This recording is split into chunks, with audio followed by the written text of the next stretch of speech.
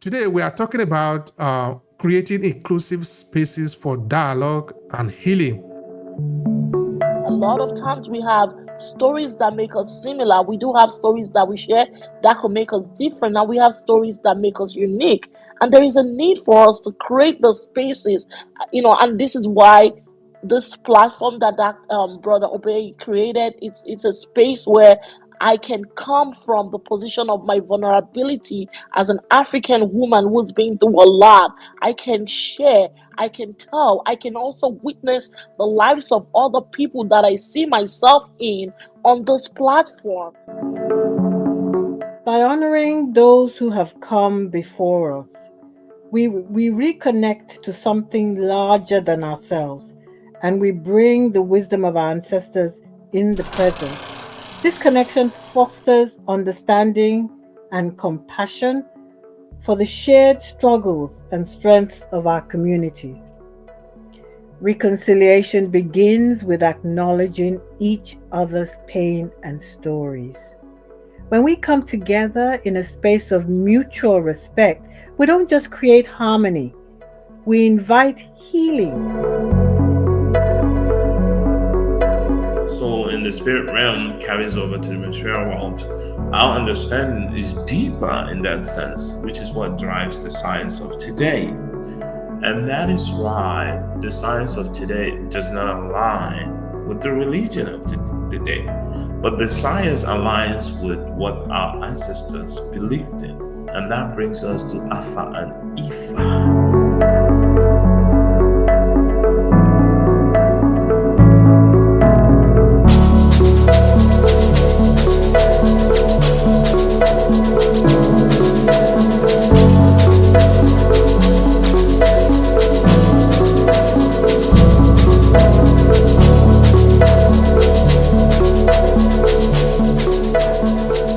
Now, I want to thank all of you that are joining us in the conversation and also those that are going to join in the recorded version of it.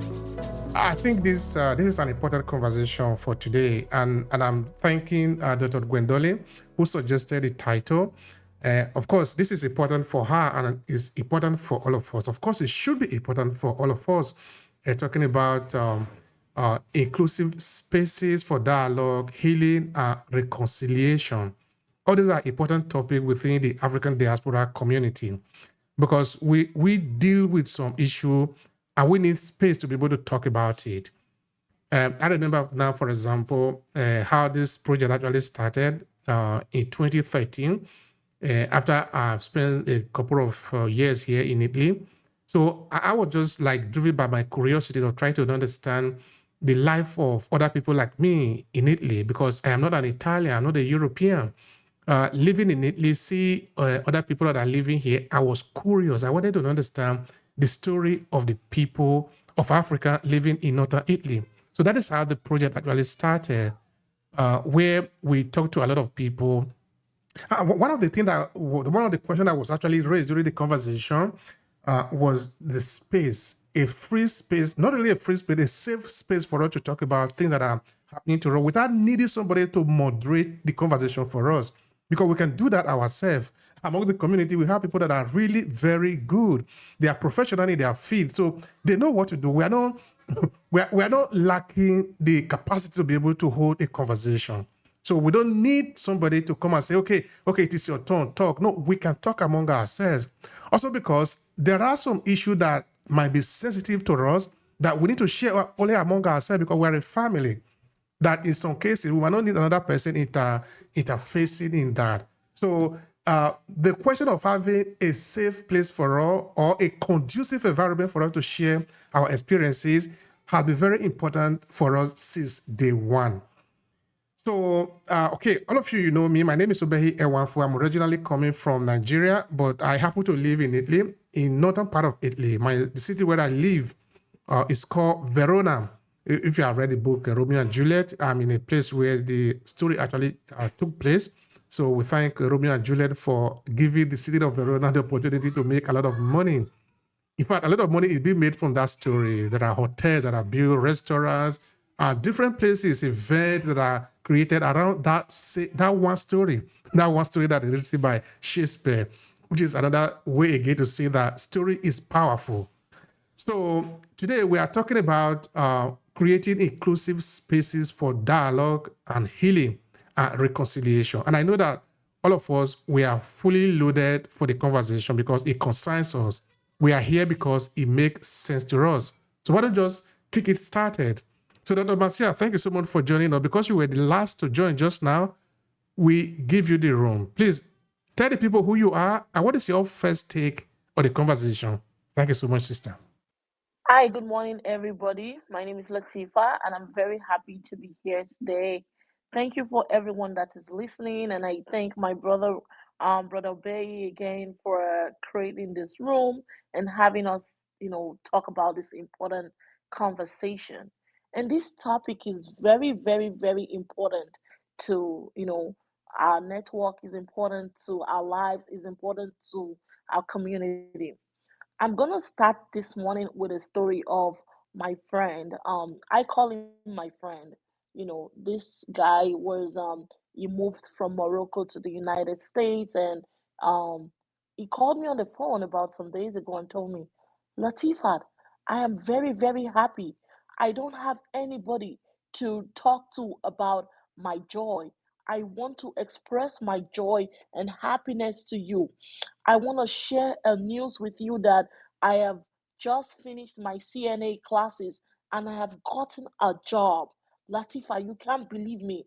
I have gotten a job that is going to pay me $20 per hour. That's the way he said it. And when he said that, I was very excited for him because I knew where he was coming from, you know.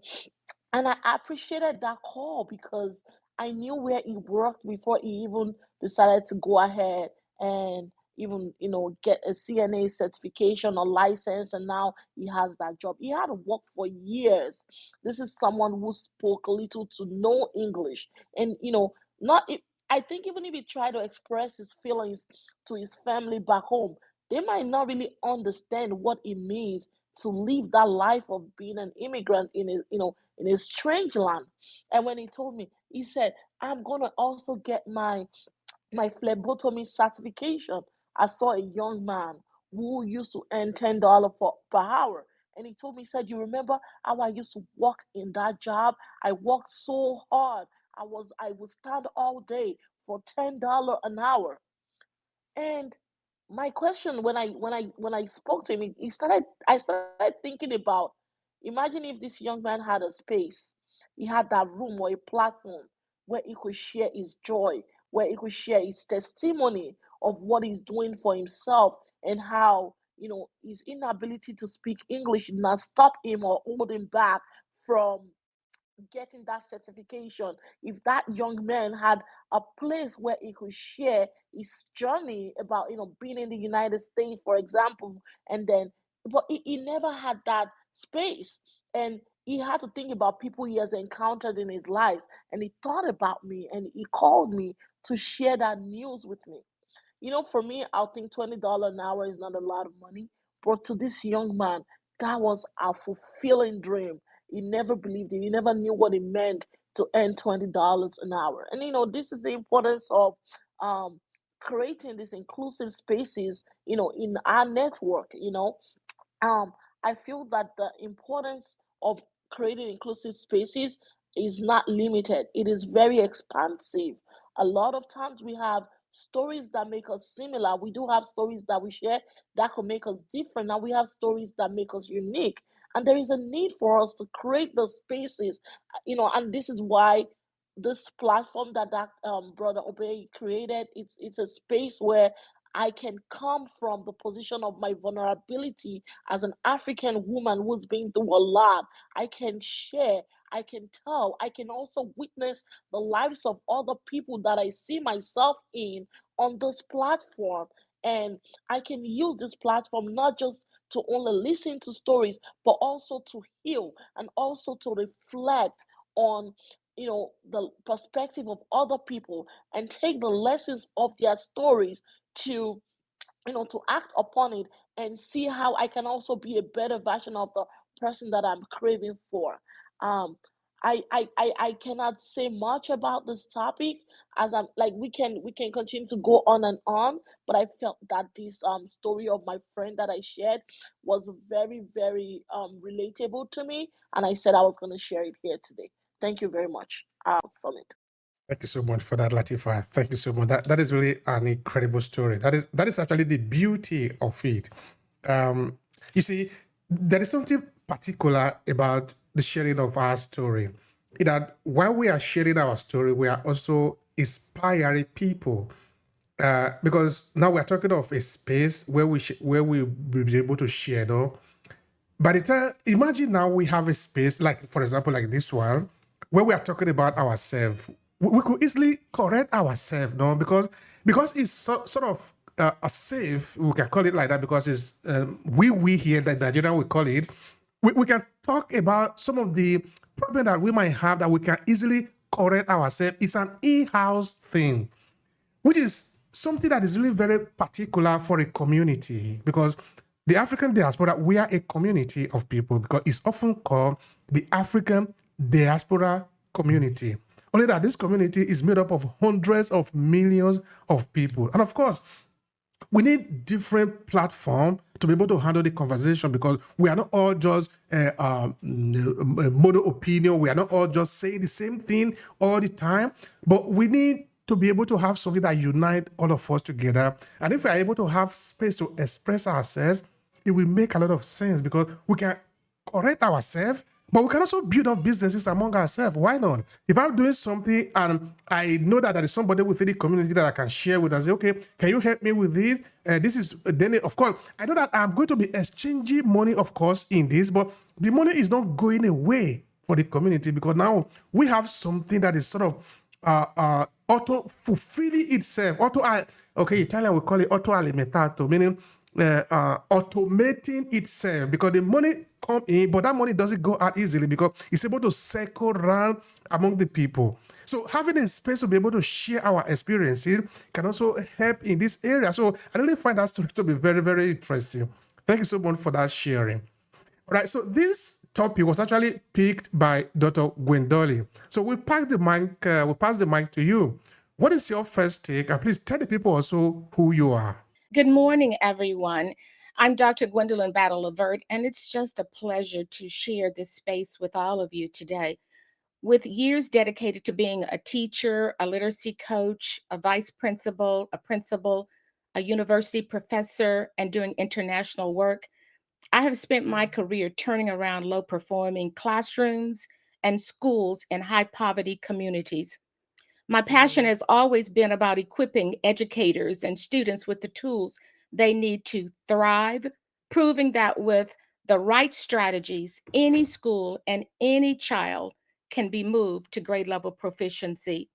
So, this isn't just an inspiring subject to discuss, it's a cornerstone of real change, opening minds, fostering understanding, and creating classrooms where every student feels they truly matter. And embedded within this is the idea of a book that I read many years ago called Unquiet Pedagogy. It's a dynamic, reflective teaching approach that challenges norms, provokes thoughts, and centers on student voices. Now we come into this idea of inclusiveness in literacy education. What does inclusiveness in literacy education really mean? Well, it means creating classroom spaces that go beyond simply choosing diverse books or having the occasional open discussion. If you notice, I said occasional open discussions. It's about making a commitment, a promise that every child, every student who walks into that room feels seen, heard, and respected. I want to say that again because it gets makes me have chill bumps. That child walks into that classroom feeling seen, heard, and respected. For students of the African diaspora, it means seeing their stories, their culture, and their history represented. Because when they do, and when I do, it's like watching a light go on. They lean in, they connect, and they think, hey, this is about me. And that moment is where real learning begins. So it moves me to a story. My mother and father sent my sister and I to an all white middle school. And we took the bus every morning to that school, which was on the other side of the city. And every day I would go into this math classroom. I was never called on. I was never questioned. I was never asked to come to the board. Now, mind you, I think I told some of you that my father was a very important man in the town. He was the president of the union for Campbell Soup Company. He was also with the Negro League with the Kansas City Monarchs. He was also president of the NAACP. So our house was always run. It was an inclusive home because it was always run with lawyers and doctors, anybody who believed in the humanity of all, they were in our home. But every day I would go to this school, and in that math classroom, I was never, ever called on. I would go to my English class, and I was never, and English was my part because it was my community where the inclusiveness was really going on. In my home, in my church, that's where my mother was a speaker, a writer, and we were taught poetry, Langston Hughes, and all those people. They came to life in our community. But in that school, they said that they were inclusive, but I was never called on until one day the English teacher said, oh, we're going to talk about Langston Hughes. And she said, and Gwendolyn, tell us about Langston Hughes. First, I was stunned. There were no words because I'd never been called on before. And plus, her idea of writing was more the technical parts of it. And we know that kids and adults don't learn to write just with technical skills. They are important, but that's not the real part of writing. And I was called on, and I was able to tell them all these things. Well, let me do a flashback to when I started my student teaching. And guess who was the vice principal of the school? The guy who was the math teacher when I was in 6th grade. Do you think he remembered me? No. I went up to him and I still remember his name. I said, Mr. Preston, I'm Gwendolyn Battle Levert. I said, you were my 6th grade math teacher. He goes, oh, I don't remember you. And I gave him several incidents, and he still didn't remember me. But it was also amazing because he was the assistant principal, and I saw him from a distance. From the time I had that conversation with him to the end of my student teaching time.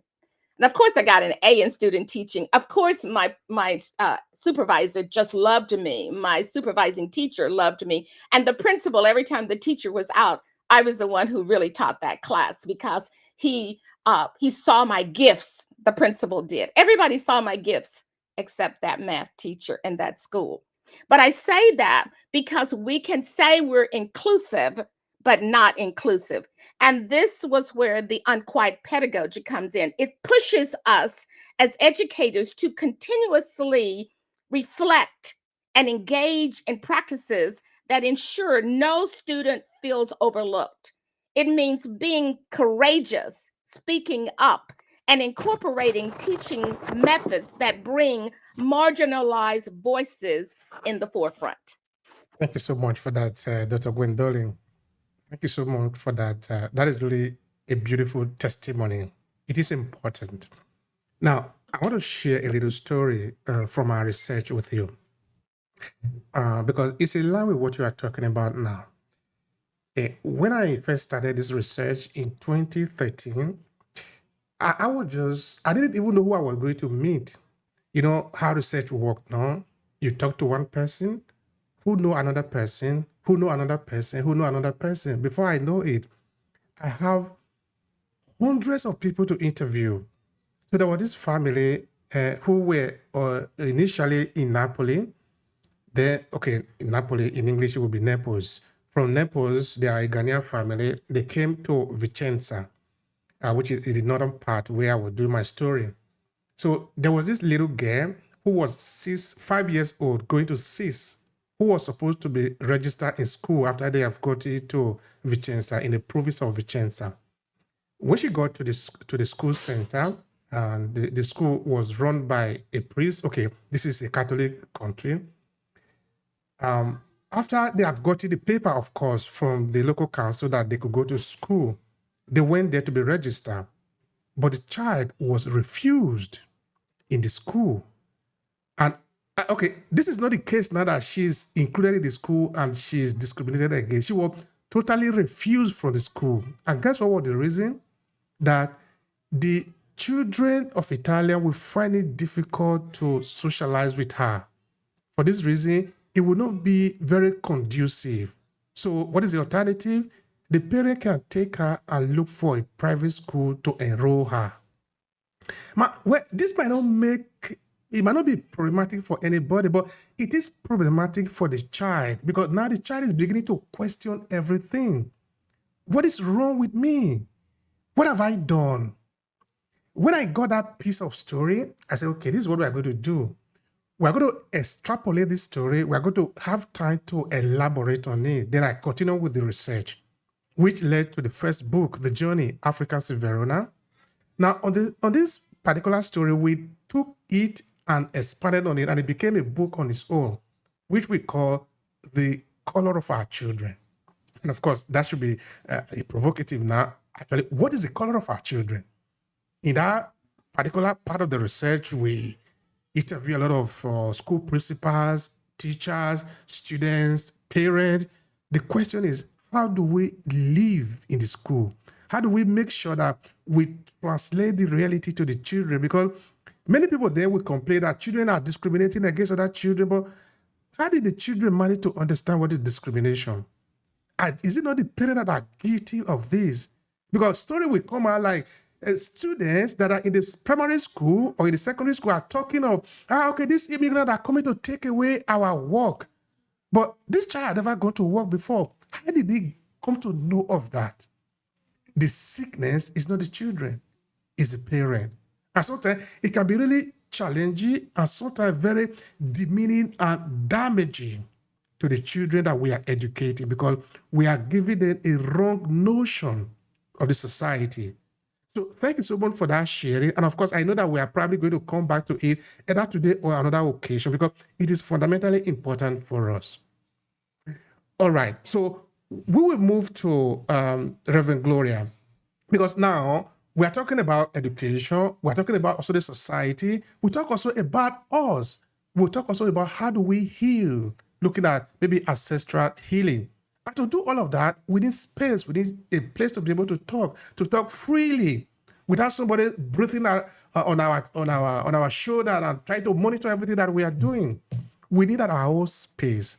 Now, what does that even mean to somebody like you, Reverend Gloria? Tell the people who you are. What is your take? Thank you, Brother Obehi. Greetings, everybody on the panel, my brothers and sisters, and greetings to everybody who is listening. Alafia. My name is Gloria Tinu Ogumbadejo. I am Nigerian. We're from the Yoruba culture, and my people they hail from Oyo, Ogumosho, Awe, in West Africa. I speak from Yoruba traditions, which is a very intentional language. And the Yoruba cosmology believes we are all powerfully interconnected. And there's a continuity to our humanity, holding a balance between this life and beyond. I'm an ordained minister, a psychotherapist, a mental health advocate, a writer, and ancestral lineage healing practitioner. I help spiritually conscious people heal generational trauma and reconnect with their ancestral roots by guiding them through transformative lineage healing practices. And I like to say my magic lies in fusing ancient wisdom with the powerful healing ceremonies to unlock deep emotional and spiritual breakthroughs, leading to more balance, harmony, and peace in their lives. This topic is huge, and as already has been evidenced, we can come at it from so many different ways and places. Creating inclusive spaces for dialogue, healing, and reconciliation in the African diaspora community. I just wanted to hear the title again, and how much is can be packed into that title. In the African diaspora, we carry legacies of strength and resistance, but also the deep wounds of separation, colonization, and generational trauma. How do we begin to repair these wounds? How can we come together, honoring our differences and shared history to create spaces where true healing can begin? Inclusion is not just a buzzword, it is an ancient practice of seeing and honoring each other. In African spirituality, community is sacred. The Yoruba, for example, they speak of unity is strength, ajo, logun. The spaces where everyone feels seen, valued, and heard can be powerful catalysts for healing our personal and collective pain. Jan Levanson, she always says, when we sit together and share stories, we don't just share words, we share life, struggle, and hope. We remember ourselves in each other. I love that statement. We remember ourselves in each other. That's the power of dialogue. Dialogue is a powerful tool for healing. Real dialogue goes beyond just words. It requires listening with the heart. Listening with the heart as opposed to just with the ears. Understanding with empathy and seeing others with openness. By honoring those who have come before us, we reconnect to something larger than ourselves, and we bring the wisdom of our ancestors in the present. This connection fosters understanding and compassion for the shared struggles and strengths of our communities. Reconciliation begins with acknowledging each other's pain and stories. When we come together in a space of mutual respect, we don't just create harmony, we invite healing. However, true inclusion requires deep listening, empathy, and a willingness to see beyond our own experiences. In the African diaspora, where our lives intersect with struggles like racial injustice, displacement, and trauma, inclusive spaces become more than a want, they become a necessity. Creating inclusive spaces means inviting everyone's story, allowing every voice to be heard and honored. We live in times where people are talking at each other, on top of each other. People don't listen, they just want to respond. Malidoma Some, a Dagara elder and healer, emphasizes that the spirit of inclusion begins with connecting to our own ancestral wisdom. He says the absence of spirit in the daily life of our community has left a gaping hole in our lives. Dialogue has been used as a healing practice in African traditions for centuries. It's nothing new. In the presence of truth, vulnerability, and compassion, dialogue opens the way for deeper understanding and reconciliation. True dialogue brings us face to face with each other's humanity, which is the word nowadays that we're searching for, our humanity, allowing us to rebuild trust, which is deeply needed at the moment, and create connections that transcend personal and collective wounds. We're living in times of deep grief. Grief in the diaspora is not merely an isolated event. It is a shared reality that compounds over time. Our grief is layered, grief upon grief upon grief, no space to heal. So these spaces are sacred spaces that we create. It helps us as we mourn not only personal losses, but also the broader, unending losses we feel in our collective consciousness. The ancestral grief of forced separation, cultural erasure, and generational dislocation remains within us, affecting how we relate to ourselves, our families, and our communities. This bereavement accumulated grief often surfaces in what we refer to as toxic patterns, unresolved pain that manifests as internalized racism, suspicion, and with distrust within our communities. But great dialogue is a beginning point for healing, compassion, and personal growth. Reconciliation in African spirituality is a multi layered process that involves community, spirit, and the ancestors. These are our traditions, which we must reclaim. They are unique to us.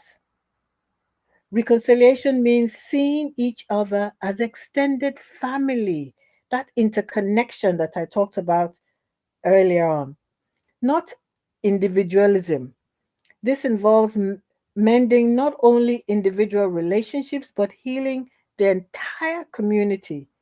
Through this work, we create a collective resilient bond that transcends individual grievances and brings balance to the community, something that is the basis of the Yoruba cosmology. This community, our interconnectedness, is something that just the healing is just continuous. It's not just in one place. Our ancestors are the original healers. Embracing and honoring them helps to heal those deep wounds, the trauma that we continuously live through on a daily basis, the wounds that have and still continue to divide us as a people and requires reconciliation in order for us to be free, to flourish as a people, and release our future generations from carrying this intergenerational trauma. We must break the cycle. By including the spiritual dimension in reconciliation, we bring the power of the unseen into our healing process. Thank you so very much. Those are really deep words. Those are deep words, and they are full of value. They are full of deep value. And thank you so much for that sharing. Yeah, it's good to have people that have lived so that they can talk from experiences um, in the words that, like in the words of Dr. Chinua Achebe, the words of the elders are not just simple words. They are verses. Have several layers. They have significance. And I also really appreciate it when you are able to inject some element of Yoruba tradition into the conversation. What that is doing to me, and I think is doing also to other people that are listening to us, is that it's rooting us in the conversation. In that we are going to the basis, the foundation of the human journey. It is fundamentally important. You see, one thing I think I've been missing somehow in this entire conversation that we haven't have the part of the Igbo extraction here, because the Igbo also is very rich in the cosmology, in spirituality, and we're happy that we have Josiah. Josiah, we are really happy to learn also from you. What is your take on the conversation? Okay, thank you for giving me the opportunity. I really enjoyed what I heard from Reverend Gloria T. What's that? Tinu Tinu Ogubadejo. Of course, she's here. She can. Yeah. Ogubadejo. Yeah, I really enjoyed her take, and it is very, very encouraging. And that also is a mirror to the Igbo cosmology as well. So we share a whole lot in common, and sometimes we tend not to understand that we're all the same people. And then we fall into the trap when the narrative is given by other group, then we fall into the trap of thinking that we're different while in fact we're all the same. So that's this generally adds to the fact that we need inclusive spaces. This dialogue is ultimately needed and timely, and it allows us to go through the healing process and be the best that we could be. Now, I don't have a specific story to tell, but I do have the story that we all live on every day. As immigrants in various parts of the world that we live in, it is imperative for us to understand who we are, where we're coming from, and where we're going. There's a word, a wise saying in my place of birth. It says that if you don't know when the rain started pouring on you, and hardly you can tell where it's gonna stop. So that's a word for the wise. By knowing where you're coming from, definitely you will know where you're gonna end up. Now, in the space that we find ourselves, it seems to me that the inclusive spaces are needed more than ever. And for us, with all the experiences that we've had, we've seen or heard this story told over and over again. An elaborate description of what happened in Italy or Italia shows us that there's something really wrong, not within the person, but within the system that we find ourselves. This is why it's very important for us to now go back and start looking at things judiciously and to find ways to incorporate these things. So when you talk about the what the ancestors have left for us, the theory or the whole mindset or ideology of humanity as one and collectively seeking for a common goal, that is the root of African philosophy, where everybody becomes one and takes a whole village to raise a child. And we cannot take that for granted. The individualism or the need for individuals to have this independence in pursuit of liberty and of happiness, we should be mindful of that. One can actually not one can actually not gain happiness if your next door neighbor is sad. I can say it again. You can't actually have happiness if your next door neighbor is sad. And one might think, I'm just talking, I'm blowing hot air. That's not what it is. So because of the sadness of your neighbor, it can manifest in many things. It can manifest into people getting shot at the grocery store. It can manifest into a whole lot of things happening. People getting into an accident because they overslept or anything like that. So what happened in China has an effect in what's happening in America or in Nigeria or in East London, et cetera, and vice versa. And that brings us to making sure that we maintain the culture that we came from. We maintain the mindset. Yes, we could modify the way the world see us, but we cannot change what the ancestors have left for us. Because in their words are wisdom, and many words that they have spoken has the meaning in them. And today there's a call for every one of us to be a keeper of the wisdom and to be a brother's keeper as well as a keeper of the things left to us. We should embrace these things and make them better. We should modify them. This is a part of our story, and it's a story that we'll continue to tell. If we fail to tell these stories, we become absorbed, and when we become absorbed, it's possible that our language, the authentic nature of the culture, could also be erased, as we are seeing it happening before our eyes. So when we tell our story, we should be united as you are doing every other week here. Being united in telling the story is a forceful agenda that promotes and strengthens us. It promotes and strengthens us as a people. And we have that great opportunity to continue telling the story and retelling them in the face of all manner of advancement. Today we have AI. Every one of you here know what my background is, and I also have incorporated what I have learned, what the ancestors has given into what I'm building. That makes you holistic, having the technology that you build reflect your background, reflect who you are, where you're from. So I call that making sure that the technology is grounded to Mother Earth.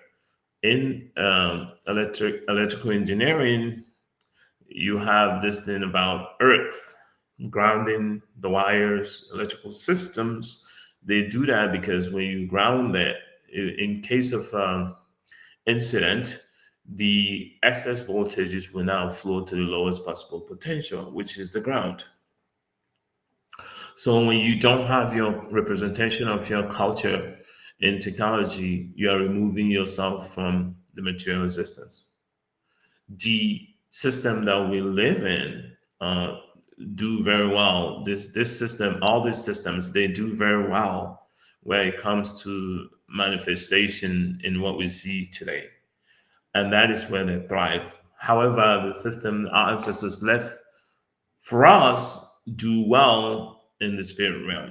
So, in the spirit realm carries over to the material world. Our understanding is deeper in that sense, which is what drives the science of today. And that is why the science of today does not align with the religion of the day.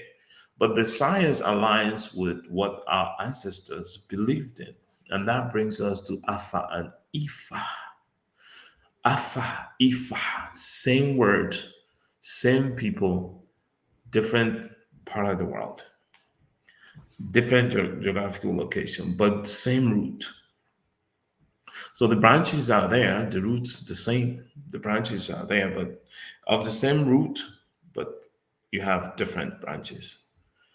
So when I talk about Afar, people ask me, what do you mean by Afar? And I explain to them, it is a part of your story. And they look at me like I'm crazy because they were told that Alpha or Ifa is bad stuff, it's demonic. And I said, no, this is not. This is a part of your story. This is the computer your ancestors use to understand deep things that senses were not able to comprehend. So when I tell them that, they start getting interested.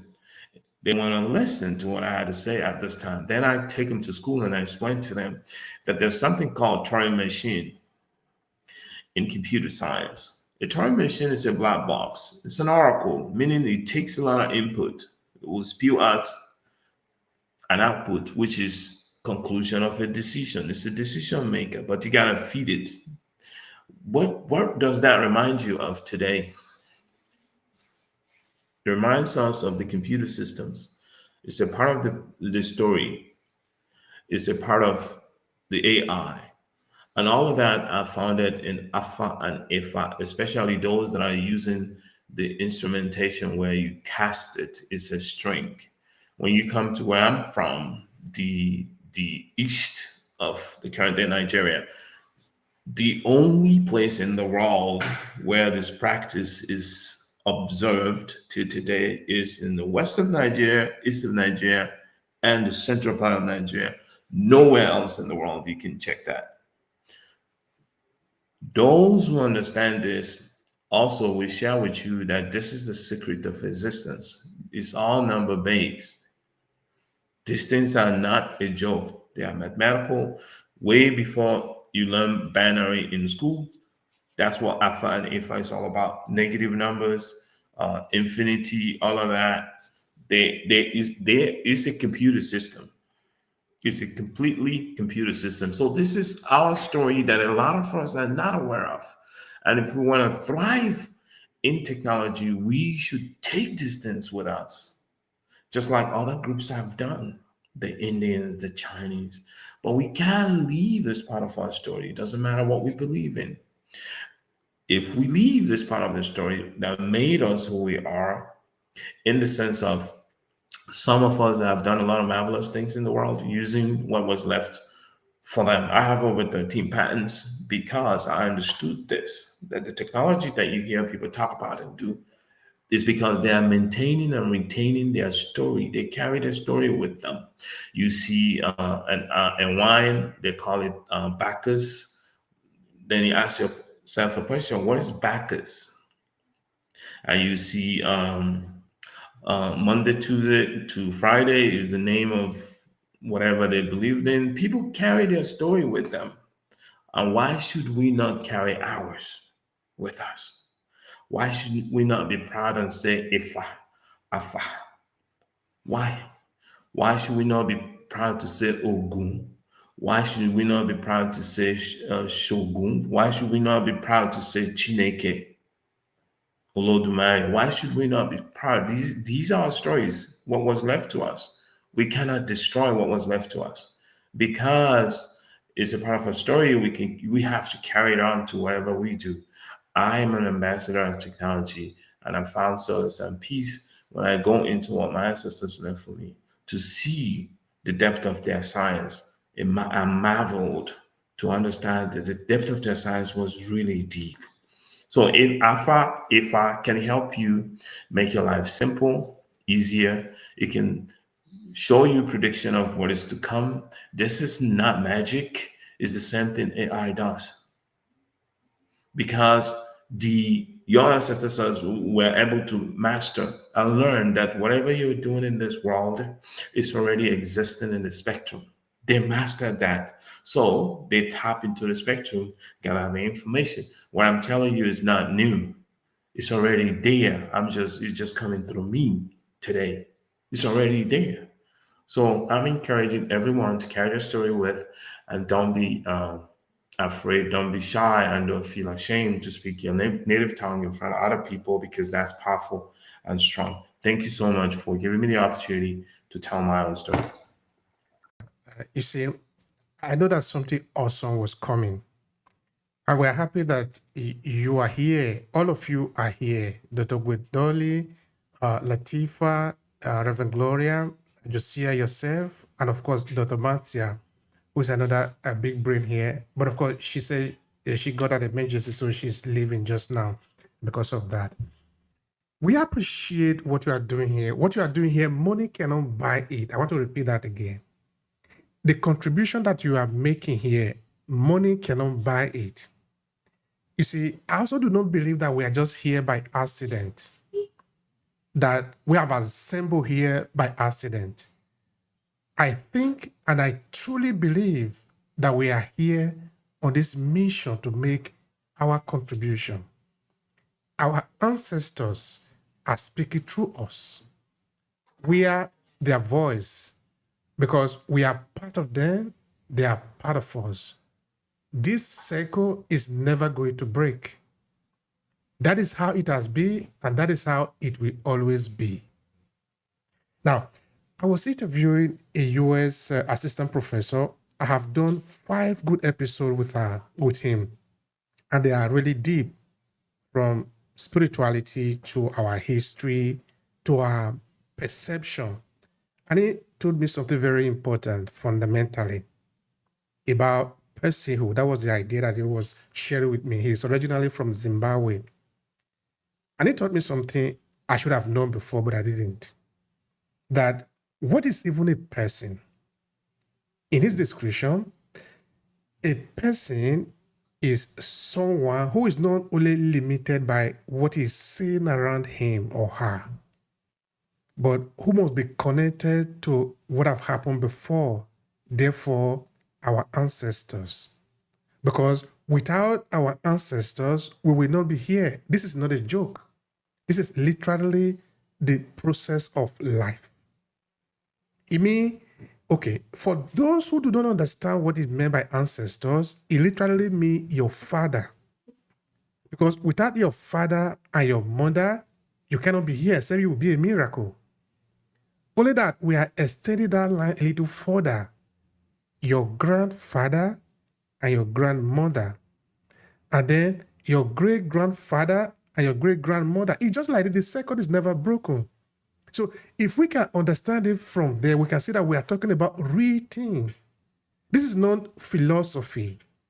It's not something that you need to study in school to understand it. No, you need to understand it because the blood of your ancestors are running in you. Therefore, you have an obligation towards them. But it didn't end there, according to the explanation from this very intelligent person.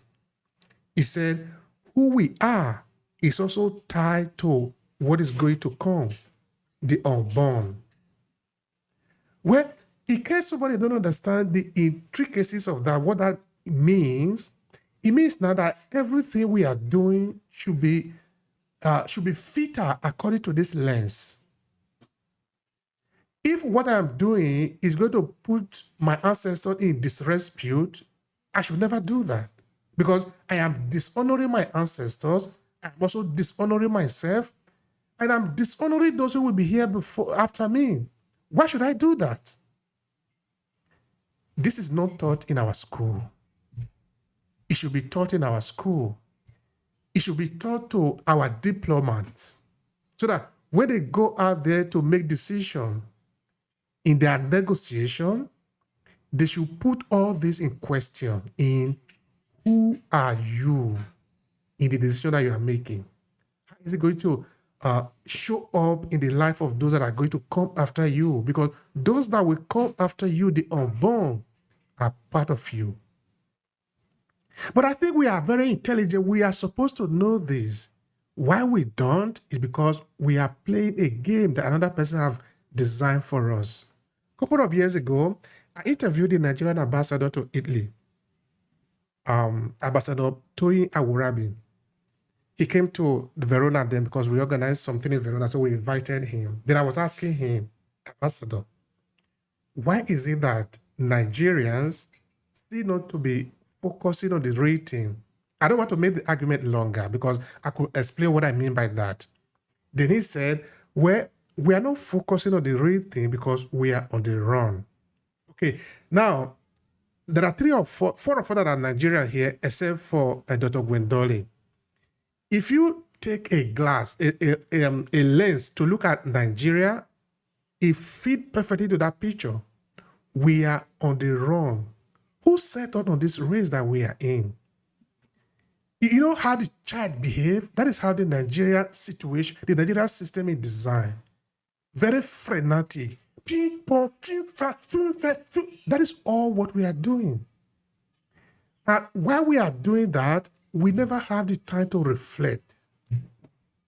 There are a lot of things that we need reflection to be able to get, even though they are object in the front of us.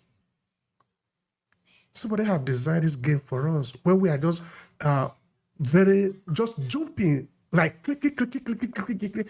Why are we doing this? So this is very valuable, this time that we have here, to share this moment with ourselves and to leave something also to other people that are going to listen to us later.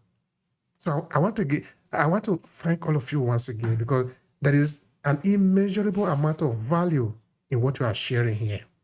So we come to the part that we are looking at the solution because we are three who will go by that. Each of you that have said something, you will propose a solution. Now, I will start with Latifat.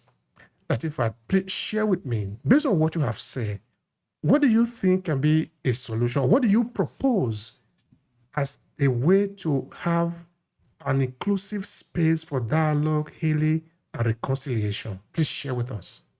I think one thing I can share with us about like creating these inclusive spaces is going to be from a different level of intervention. What do I mean?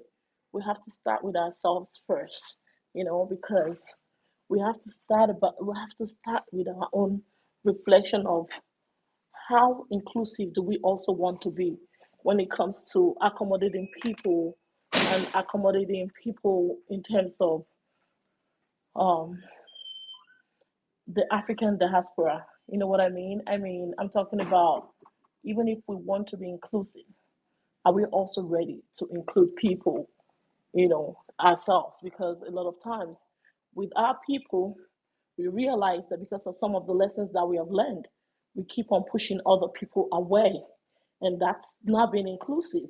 So if we want to continue to fight for an inclusive space for dialogue, for healing and reconciliation, we have to be able to first accept ourselves. And once we are able to accept ourselves, then we can start thinking of how do we open the door for other people to also be able to come in.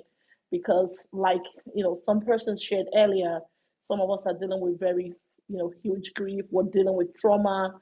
We're dealing with a lot of things that keeps holding us back. So self-acceptance is the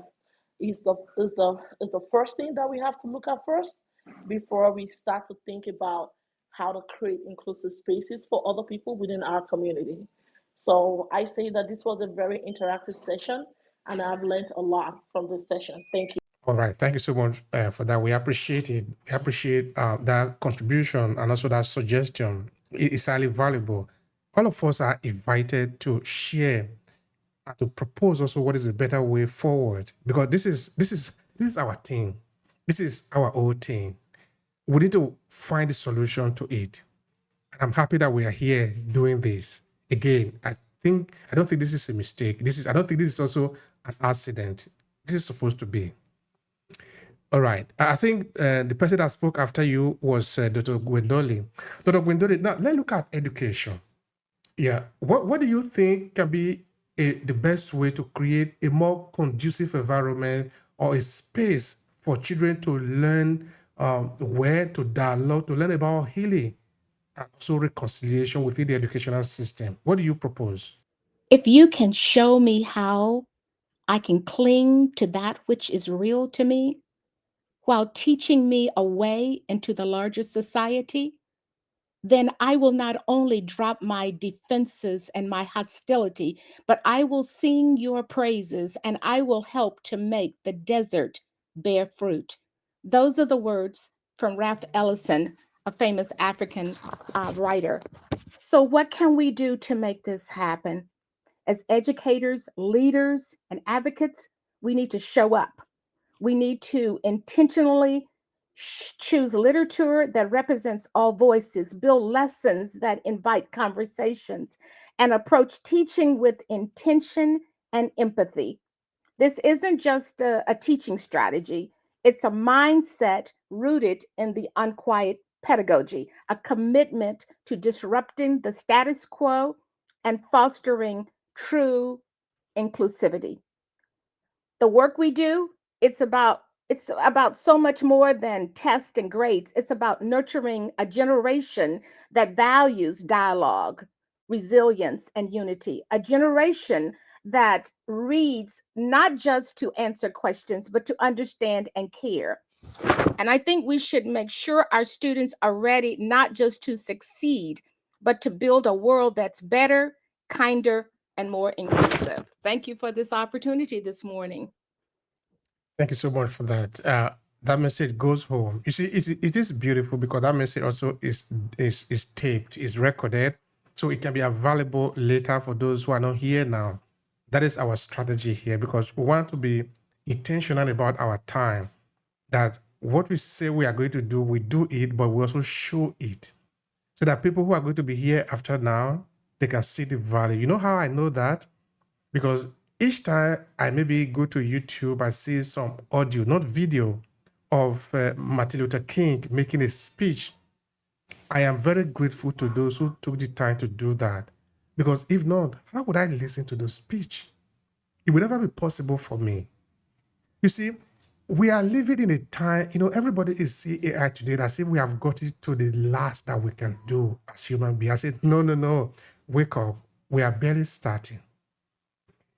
Now, just imagine what is going to happen in the next 100, 200 years, let's say 500 years from now. By the time they look back and think of AI, they will laugh and say, how did people manage to work with that kind of technology? Because it will be so advanced, the technology that people are going to have at that time, that AI will be nothing to them. Don't believe the idea that AI is going to ruin the world. No, it's just a tool. And human beings have been developing too before the pyramid were built. And I think Josiah was making mention of that. Those rudimental principles that were laid down by our ancestors are still conditioning how we work today. But they are not stopping the time. They are part of the time. Now, why am I saying that? I am saying that to mean what we are recording today is going to be available even in 500 years from now. But perhaps it's not going to be on LinkedIn because LinkedIn will not be available then. It's not going to be on YouTube because there will not be YouTube then. But you know what they are going to do? They are going to take the material and translate it to the technology of their time. How do I know that? Look at the Egyptians. Look at what our ancestors have done. You can't read the text in the original Egyptian language, but you can read it in English or in the language of your choice. Think, for example, the book like the Papyrus of Anis. All these documentation are available, not in the original text, but they have been translated, which is to say, let's seize the moment, let's seize the time and do what we have to do, knowing that part of us is yet to come.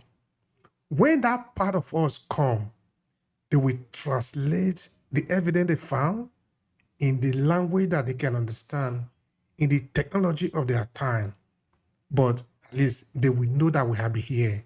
That based on the circumstances around us, based on what is happening in the world today, this is 4th of November 2024. Based on what is available, this is what we did today. And we thought of them doing this because we know that they will come. All right, I pass the mic to Reverend Gloria. You see, you have a sister, you have another brother today now. You can see that now. There is this connection, and our ancestors are connecting us because we are supposed to do this. Many of us are coming because we are rising up to the challenge. We are rising up to the challenge, and we are going to do this work. We are going to make ourselves proud because we are a proud people who know where we are coming from. The words of our ancestors, the Nigeria national item will say, the labor of our heroes shall never be in vain. It is because of us that they wrote that down, and we pass it on to those that will come. So, Sister Gloria, what do you think is a solution? What do you propose? Thank you, Brother Obehi. I'm smiling. I've been grinning. My heart has been pumping. Thank you for all the contributions of my colleagues and the platform. Brother Josiah, you blew me away. When I come to these spaces every fortnight, I don't necessarily come with any specific expectation other than whatever we say, that those listening, I always say to them that even though in the audience you may not be directly speaking, but you're speaking by being here. And so I'm always trusting that the universe, spirit, ancestors would do what they do in bringing those who need to be here to hear what they need to hear, and those who will listen later on to get the message. But when you came on, Brother Josiah, and you started speaking, by the way, Kedu, I hope you understand that. um, Odema. I thought to myself, Yeah, I wow. understand that. Of course. I thought Very to well. myself, you are this is my tribe right here. I've never heard about Afa, but it completely makes sense. Sometimes these words, they're similar without us even knowing the meaning, that that's that interconnectedness that our ancestors and the Yoruba cosmology talks about. So let me don't go on, because I can, if you allow me to. Let me see, where do I want to join in now? Well, I go back to my Yoruba traditions. The Yoruba spiritual teachers emphasize there's a need to honor all parts of a person's story to achieve genuine reconciliation. This includes recognizing and valuing each person's unique gifts, struggles, and perspectives. Only then can true understanding and thus reconciliation take root. Healing spaces, should not only soothe but empower.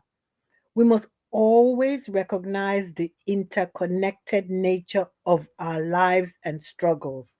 We have to take that on board. We are interconnected. It makes us more resilient and leads to a deeper healing process. What does it take to create inclusive spaces that serves the well-being of everyone present? It includes both practical and spiritual. Inclusivity is a practice that begins with small actions but can ripple into profound change. We should create intentional spaces like this one we come to every fortnightly. Brother Obey, you are a king and you are living your purpose totally. Inviting people to bring their whole selves. In many of the spaces that I create, I make it a point of duty unapologetically to start by paying homage to my ancestors, inviting their guidance and wisdom, and they show up. They show up for me. I feel them every time I go anywhere. Like Maya Angelou said, take all your people with you, gather them on your shoulders, on your back, carry them with you, all those who have loved you, everybody, take them into the spaces you're going. And boy, oh boy, people will feel you coming. They will know this person is coming with their people. How do we listen with presence? Approaching each conversation with humility, openness, and an intention to understand rather than just to respond. It makes sense and is a great idea in principle, but it requires you to be intentional about it. We may unconsciously inherit cycles of survival orientated behaviors that once protected our ancestors, but now keep us isolated, distrusting, and divided. We turn against ourselves, each other, reproducing patterns of trauma in a way that further fractures our collective strength. In the African diaspora, our experiences and identities are diverse as well as sharing many similar experiences. We require the ability to recognize and honor each person's unique story, even if it doesn't align with your own. We must resist this trigger knee jerk reaction that as soon as we hear something we don't like or we're not used to, or maybe we've been taught to hate just instinctively, we react to it. We need to pause and think about what is triggering us. Why are we triggered by this thing? Think about it. Pause. We must resist and reject all the efforts made to separate us and create disharmony amongst us because it's killing us. It's killing us in spirit, it's killing us in mind, spiritually, and we can't allow that. We must break this cycle. Rumi, that spiritual teacher, reminded us that out beyond ideas of wrongdoing and right doing, there's a field. I'll meet you there in that space where there's no right or wrongdoing. We're just human beings. We must move beyond dualistic thinking and seek inclusivity as an open field of understanding. The great Desmond Tutu teaches that true inclusivity sees all as beloved. He said, my humanity is bound up in yours, for we can only be human together. Ubuntu, I am because you are.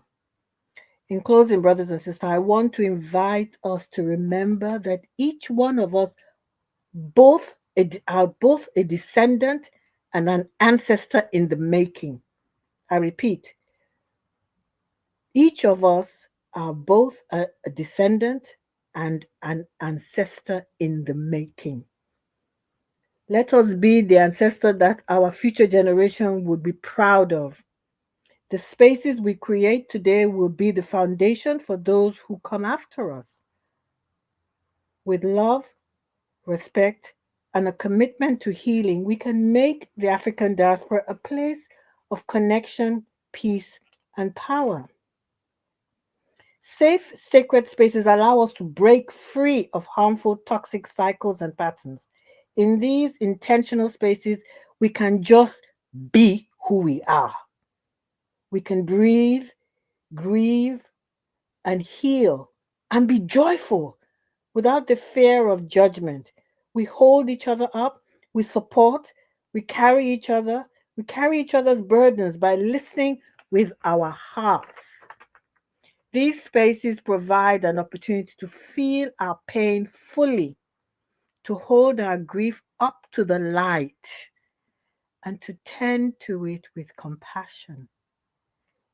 In these sacred spaces, we are not just individuals, but a community united by shared intentions and ancestral legacy. In Yoruba spirituality, healing is understood as a communal endeavor. That thing again, community, interconnectedness. We can't do this on our own. The West, that is what they teach you. You're on your own. You can do it on your own. You're bad, bougie, and all those ridiculous things they say. No, that's not who we are. We come from a different way of thinking. And until we go back to that and respect it, we are creating unsafe spaces for our future generations. We can't do that, brothers. We can't do it. In Yoruba spirituality, healing is understood as a communal endeavor. And by creating sacred spaces, we invite our ancestors to join us, to hold us in their wisdom, and to support us as we process not only our personal wounds, but the generational wounds that have festered too long in silence. Ian Lavansan said, "We cannot heal what we cannot feel." A lot of us are going around unfeeling. We can't feel anymore. We're dumbed down. We're numb. These spaces allow for that grief, that trauma to come up in safety. These sacred spaces we create are not a luxury, they are essential. They not only allow us to heal the grief and trauma that has accumulated within us and our communities, they give us the foundation to rebuild a trust in ourselves, our heritage, and one another. I feel emotional as I'm speaking.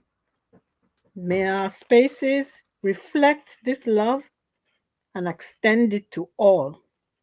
May it be so. Ashe. Thank you for listening with your hearts. Alafia. Thank you so much, sister. Thank you so much. We can feel you. The feeling is important because the feeling goes straight to the heart. That is the way it's supposed to be. And thank you so much for that. We are indebted to you. We appreciate you. You see, now I want to go back to Josiah. I don't know if you pay attention to whatever Gloria said, just a hint that it was the first time she's hearing of the word afar before. This speak of our education, because me too, I only come to hear of it recently, I think a couple of years ago, through some incident. You see, this is supposed to be our heritage, but if we have never even heard of that, how can we apply it? Because knowledge in Africa is of many layers. It's not like the English language where they tell you this is what the words mean and that is what it is. That is where it ends. In African language, is of different layer. They can even tell you this is what it is, but they still have different layer for you to understand it. If we haven't even heard of that, that look like Brother B, yeah. sorry, can you allow me to feel for 1 minute? Please. Because I am coming from a place of feeling. And I would like to appreciate Reverend Tino, my namesake, for allowing us to transport with you on this journey. I'm sorry for interjecting, but I want to feel, and I'm currently feeling the emotions of everybody present in this room. And it is coming from a place of pain, a place of wound, a place of the uneaten scars that we have carried for too long, knowingly and unknowingly. And as you continue to talk about this, concept of us being present in the room, I can feel, I can hear, I can see, even though I don't know what some of my ancestors may have looked like, but the ability to be able to share in this room was able to get me to that moment of feeling and me being able to self-reflect based on the things that you have shared today in this room. And I want to say this as we are in this space. I want us to own the fact that cultural literacy should be something that we should be promoting. Literacy should not just be about the ability to be able to speak English language or the ability to be able to calculate mathematics or the ability to be able to just, go to school and graduate and make income. But the ability for our own children, our own people to know the importance of cultural presence, the ability of like for us to have this cultural literacy in our community is actually needed because literacy is not just about learning mathematics, learning English, or learning how to graduate and pass school. I feel that cultural literacy is something that we need for inclusive spaces in our communities, and this can be done through storytelling. How do we revisit those old tales that our grandparents told us? Let us revisit all the stories we have to tell children because when they don't know, they don't know. How do we even allow, if we don't understand cultural conservation or the need to preserve our culture, what are we passing on to children? And with all of the things that Reverend Tino shared today, I am coming from a place of feeling, a place where I know what some of my ancestors that came through the roots of Badag. We appreciate you. We really do. This is important. And of course, I want to recommend that Dr.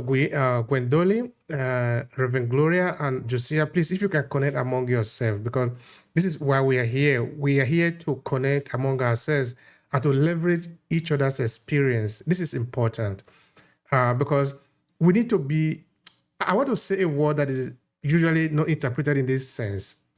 I want us to make ourselves available to be used.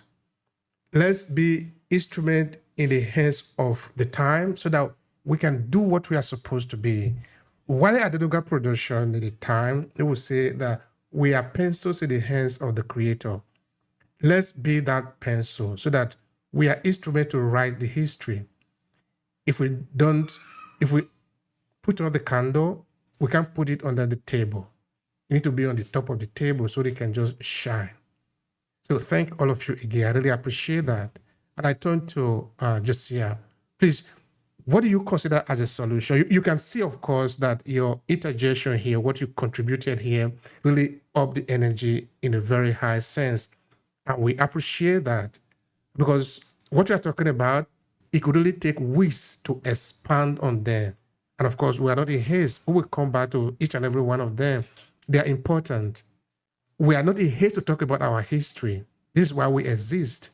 In the film, I think Amistad, one of the speakers at the time, one of the actors said, I think he was about to face danger, and he said he's going to call on all his ancestors that he is the only reason they have existed at all, which means that they are going to intervene. They have no reason not to intervene.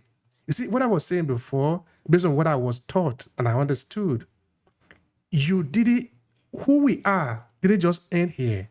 We are part of the ancestors and we are part of what is going to come. We are supposed to do what we are doing because this is who we are. We can't dishonor this mission. So please share with us, what do you recommend as a solution? First of all, the solution has to come from inside. And there are many ways to look at it.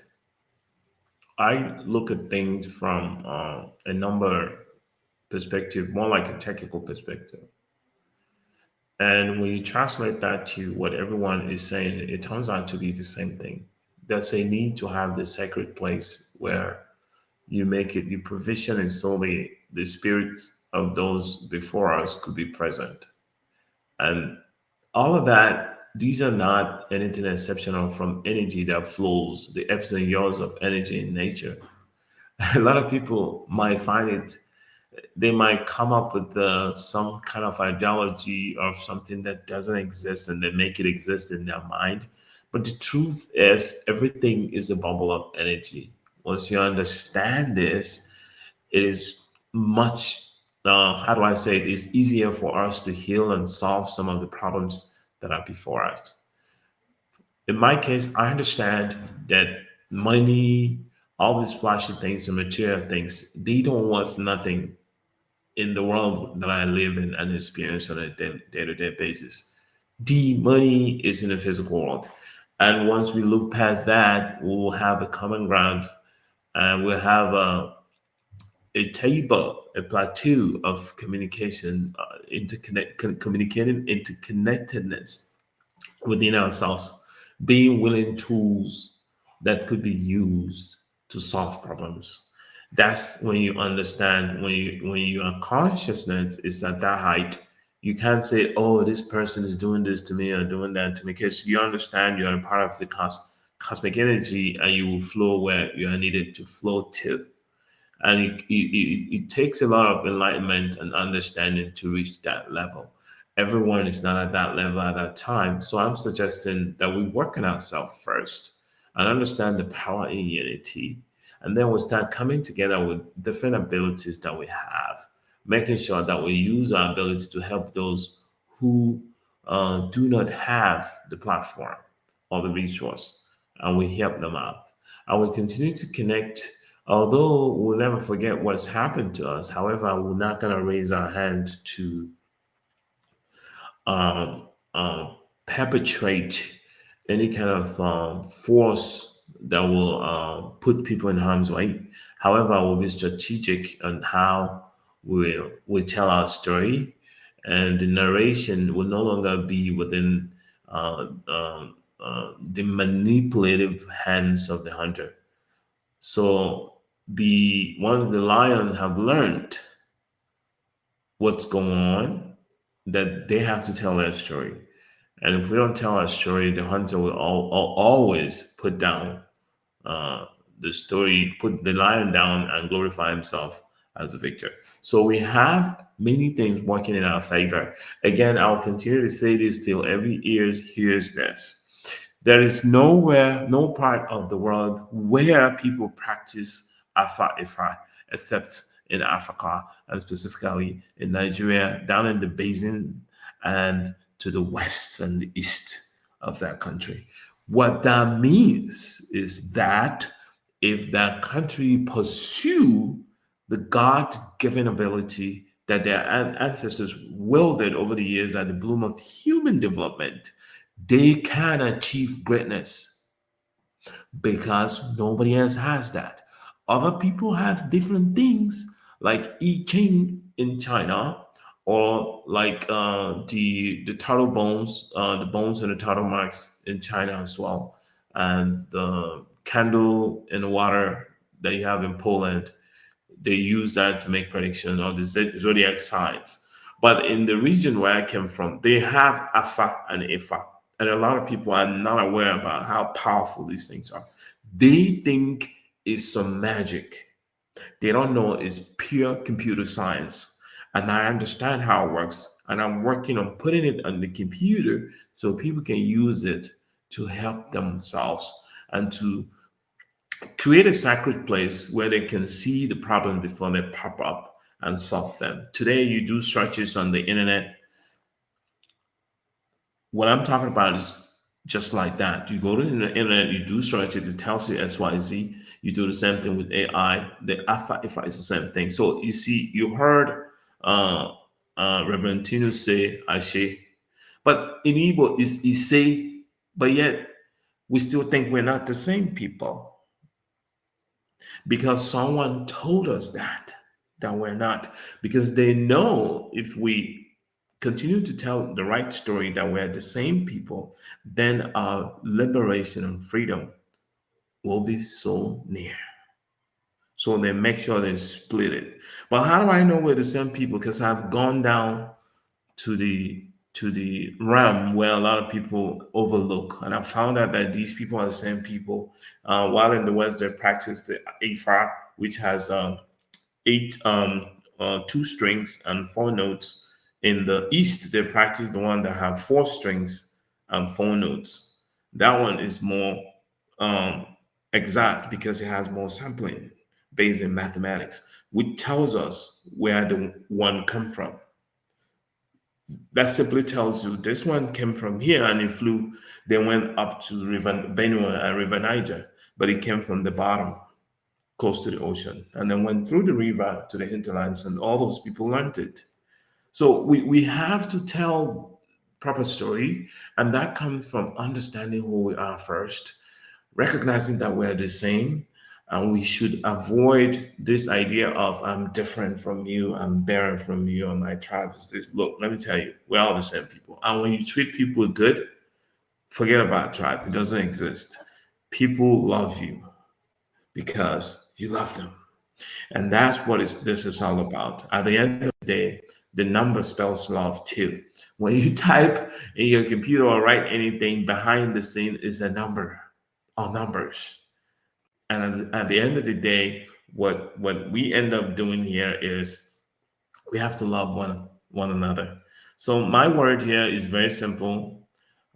Be realistic, connect to the what is relevant, and don't try to put yourself higher than other people.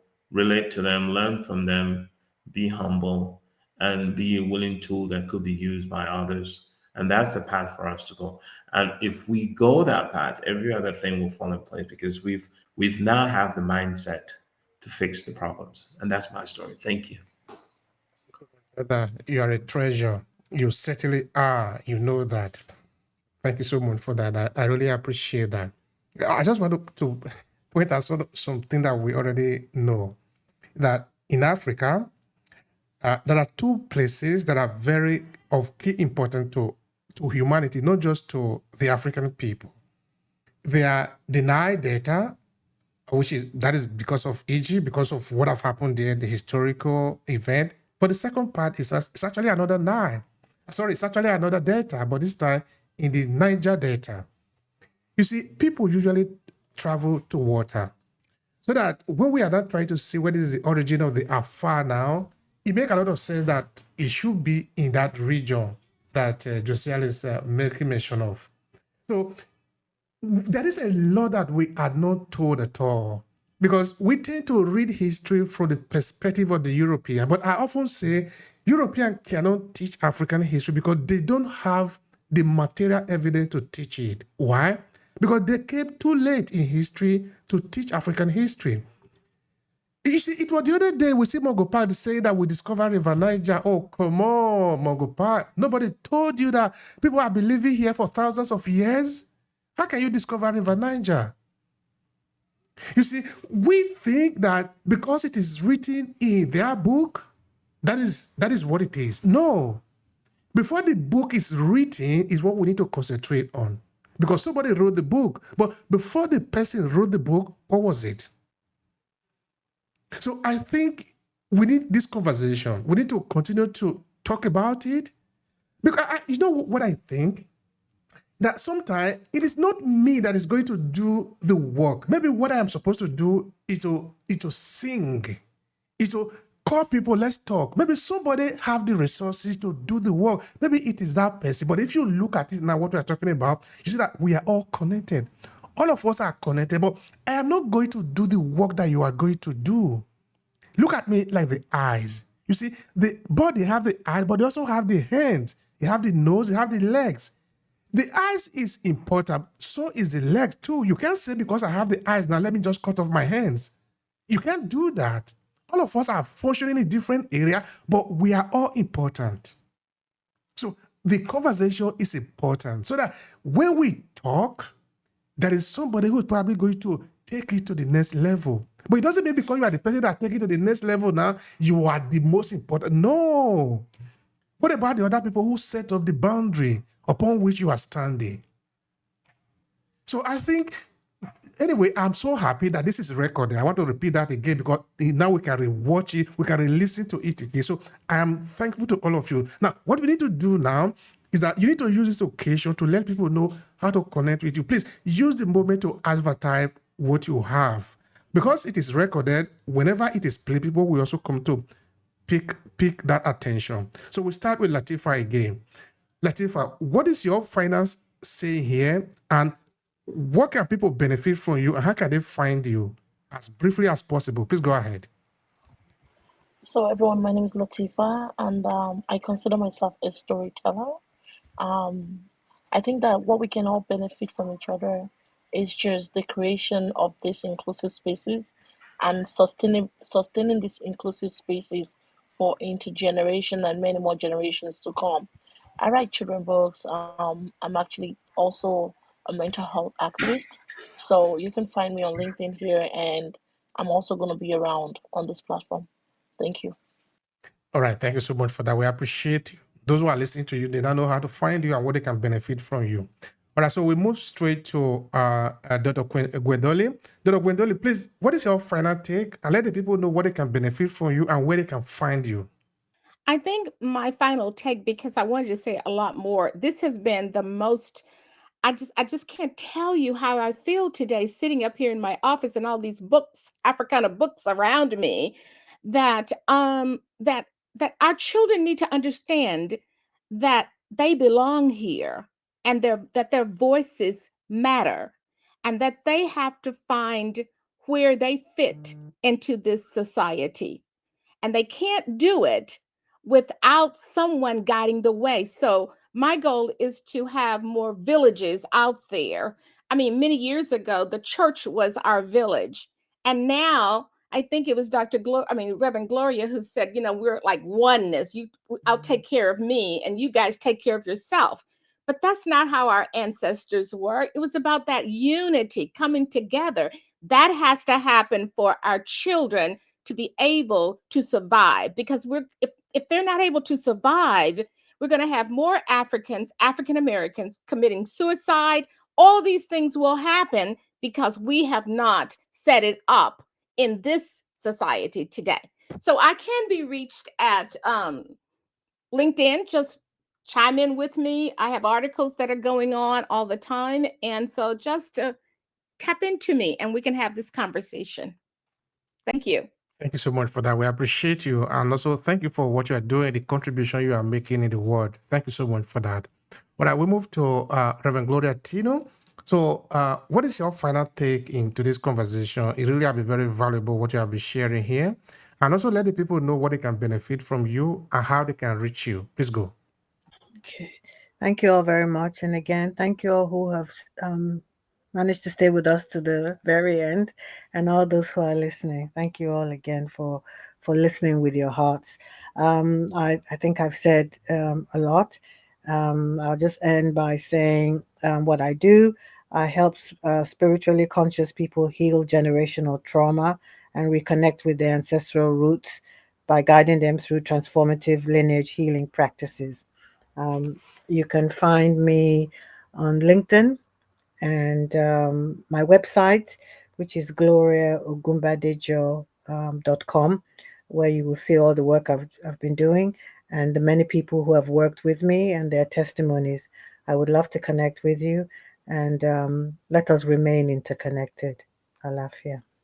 Alafia. Thank you so much, sister. Thank you so much for that. All right, Josiah, please share with the people what is your final take and let them know what they can benefit from you. I know that you have also services out there, your contribution. And yes, how can they find you? I am predominantly on LinkedIn. I have a lot of followers on LinkedIn. I post regularly, so there's no way if you really are looking for me, you won't find me there. I also run a nonprofit, which I believe is the path that we must take to train by providing the tools and resources needed by underserved communities to remain gainfully employed in STEM, especially cybersecurity and AI is my focus. I am working really hard to get our young men and women into the workforce in this space because cybersecurity has become a technology focused area in the whole world, not just in the US. There are 3 million people right now. 3 million positions in that space. So I'm encouraging people to cross over to that field so they can earn high incomes, not just because high income is good, because it gives them time to do community work. You can be in Nigeria and you are working. You can be in the US and you're working anywhere. You can be in China, Japan, and you're working remotely, that gives you a whole lot of opportunity to minister and carry out your mission. So I'm encouraging people. I'm really passionate about it. I also do this because of the geopolitical ramification. The geopolitical political ramification is that China have moved their people to middle class. That means their services will be expensive. India have done the same thing. They are known for IT and cybersecurity. As a matter of fact, their bottom line is kind of crappy right now because anyone from India can make as much money as they could because of the relationships they have established. But we know in economics, people will go where it's affordable, and that's Africa. So I'm encouraging Africans to learn as much as they can in the skills and develop their skills within the technology space because it is already in them. The ingenuity lies there. So no matter what, if the world, it's a no-brainer. The world comes to Africa for natural resources. Are you telling me that the human brain there is not a part of it? Now think about that for a minute. You see where I'm going with that. So let's transfer the knowledge, whatever we know, to those who are down there. That way, their mind, their consciousness will travel and make money for them instead of their body living this space. And this is my contribution. I really believe in what I'm doing. Lastly, but not the least, is the AI. A lot of us here are not aware that the AI, large language model, is not really designed in favor of ethnic language speakers. And I found that they have something called back translation, which hurts ethnic language speakers. Like someone here says, I think Tinu and Gwendolyn, they talked about it. Learning English is not being educated, but you have to learn a lot more than that. So with what we are building in AI, it's gonna make it possible for people in places that you never heard of to contribute in that economy, intelligence quotient economy or AI driven economy. So these people will contribute moving forward. And to do that, we need you guys' help. Those that speak these languages, we're trying to come up with a dictionary, 1 million word dictionary in Yoruba, Igbo, Yoruba, Hausa. So that way we can build a what we call multi-language model by removing the imprint of those foreign languages and including the scripts and the romanized sounds of our own so that we can have build the world in our own image as well so we can carry our authentic self along with us. If you're not a part of the technology, you've missed out. So you're going to serve whoever created it because those who create technology transfer their ideology and their culture in them, as well as everything else you've seen in the world. If you're not a part of it, you serve it. So support us. If you know people that understand these languages, tell them about what we're building is an open source project, which means we're not asking you for nothing. We're just asking you to contribute a part of it because it's for greater good. It's going to help the young population in the region to be a part of technology.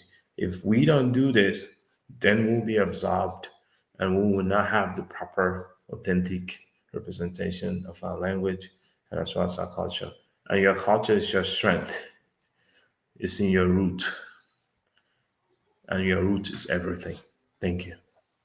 Thank you so much for that, Josiah. Thank you. I appreciate you and also for the service that you are rendering to the community. Thank you so much for that. And thanks to all of you here that have participated in the VIP launch. I really appreciate you. And of course, also to those in the audience. I see Jeffrey, Sam Hall, and Shirley. Thank you so much for being there and listening to us. We appreciate you. And also those that we listen to us later because the room is recorded. Of course, we are here every 40 days. Every 40 days, we pick a topic of interest to us. Like, for example, this particular one that will be very interesting about creative, inclusive spaces for dialogue, healing, and reconciliation. Because again, like we said at the beginning, it is our job to do this. We can't expect somebody to do it for us. It is something that we cannot also postpone to tomorrow. It should have been done yesterday, but today is the best day, another best day to do it. So we must do it. We show up, and we show up as we say we are going to show up.